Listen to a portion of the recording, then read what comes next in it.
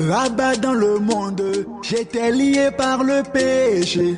Là-bas dans ces... Bien-aimés frères et sœurs dans le Seigneur, bonjour, je suis Carlos Recandé pour 5 minutes avec Jésus-Christ. Impudicité, immoralité, Le thème que nous abordons aujourd'hui est « Elle ne pouvait pas comprendre ». Elle ne pouvait pas comprendre.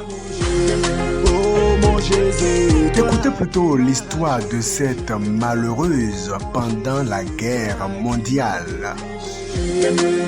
Pendant la guerre de 1939 à 1945, une femme était seule avec son bébé. Son mari était parti à la guerre et malheureusement, cette femme n'avait aucune ressource. Un jour, le propriétaire de la maison où elle vivait vient lui demander de payer ses loyers en retard. Lui expliquant sa situation, l'homme ne voulut rien savoir et exige d'être payé. Il lui donna seulement quelques jours. Alors cette femme s'est mise en prière et demanda à Dieu d'intervenir et de venir à son aide pour qu'elle puisse garder sa maison. Quelques jours plus tard, le propriétaire arrive et n'ayant pas reçu le moindre sou de cette dame, il l'a mis dehors, elle et son enfant. La femme ne comprenait pas pourquoi Dieu n'était pas intervenu. Pourtant, je sers Dieu, pourtant, j'obéis à Dieu, pourtant, je fais tout pour suivre la voie du Seigneur, mais pourquoi Dieu me laisse-t-il être honni et pourquoi Dieu n'intervient-il pas dans cette situation? Elle se retrouva donc au bord de la route avec son enfant dans les bras, seule, sans rien.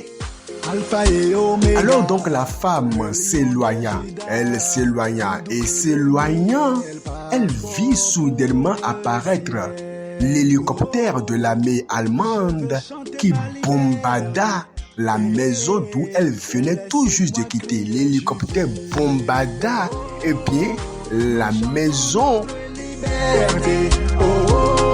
d'où la dame venait tout juste de quitter. Elle a donc compris que c'était la main de Dieu. C'était Dieu qui voulait l'épargner de ce bombardement. Dieu voulait l'épargner de cette mort soudaine. Et donc Dieu n'a pas payé son loyer pour elle. Il est important de comprendre que Dieu a toujours ses regards posés sur chacun de nous. Rien ne lui échappe. Un salut gratuit offert au prix de son sang. Vous pouvez avoir l'impression d'une injustice et être dans l'incompréhension, mais le regard de Dieu va plus loin dans le temps. Et Jérémie 29, verset 11 nous dit « Car je connais les projets que j'ai formés sur vous, dit l'Éternel, projets de paix et non de malheur, afin de vous donner un avenir et de l'espérance. »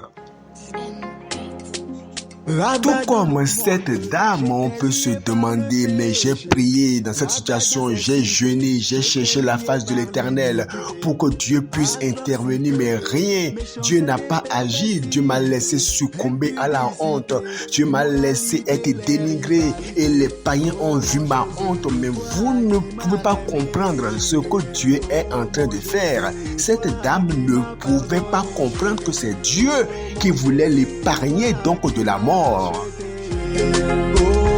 Vous avez échoué à un concours, vous avez échoué à l'examen malgré le fait que vous avez beaucoup travaillé. On vous a renvoyé d'une entreprise, vous ne comprenez pas ce qui se passe, des cas de maladie pour lesquels vous avez prié, jeûné, mais rien à faire. La maladie est toujours là. Mettez votre confiance dans le Seigneur. Continuez à obéir à Dieu. Continuez à plaire au Seigneur parce que l'Éternel a forcément un plan que vous ne comprenez pas. Toi qui m'as pardonné, oh mon Jésus, toi qui m'as racheté. Car je connais les projets que j'ai formés sur vous, dit l'Éternel, projets de paix et non de malheur. Je veux réconforter quelqu'un qui est dans une situation actuellement et il est en train de pleurer. Elle pleure, elle se pose 1001 questions. Le Seigneur me charge de te dire qu'il ne t'abandonnera pas, qu'il ne t'a pas oublié. Même si une mère abandonne l'enfant qu'elle allait, il dit, moi l'Éternel, je ne t'oublierai pas. Sois fort, sois confiant. Tu ne peux pas tout comprendre du Seigneur parce que Dieu est Dieu.